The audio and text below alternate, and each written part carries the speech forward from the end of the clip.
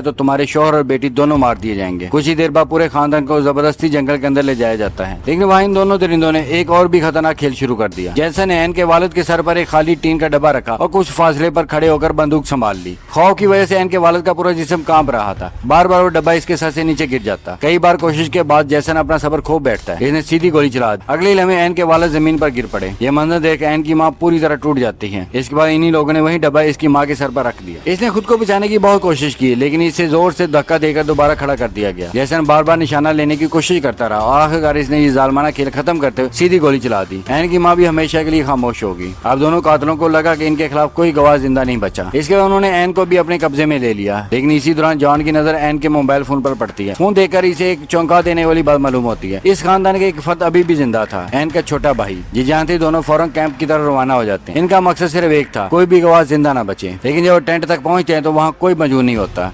छोटा लड़का गायब हो चुका था। इधर होश में आने के बाद नन्हा बच्चा अकेला ही अपने वालिदैन को ढूंढने के लिए जंगल में भटकने लगता है। कुछ फासले पर इसे दरख्तों के दरमियान किसी इंसान की झलक दिखाई देती है।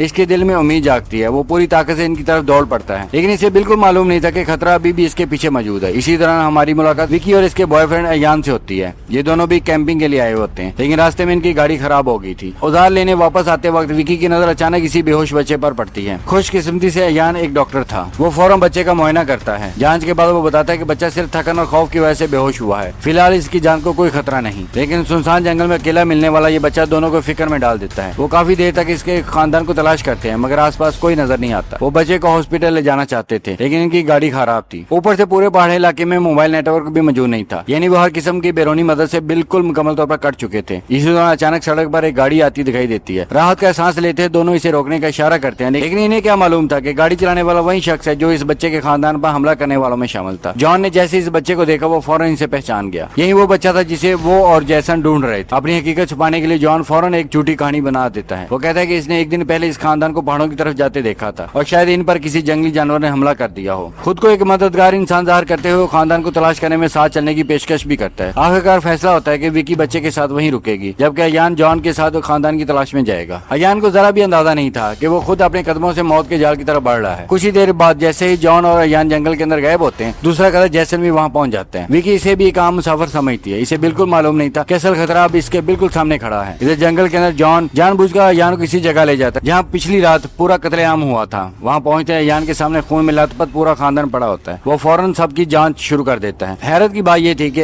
एन की माँ की सांसें अभी भी चल रही थी, लेकिन एक ही लम्हा जाया कि वो अपना मेडिकल बैग खोलता है और इसकी जान बचाने की कोशिश कर देता है। इधर विकी को भी महसूस होने लगता है कि कुछ बहुत गलत हो रहा है। वो फौरन नन्हे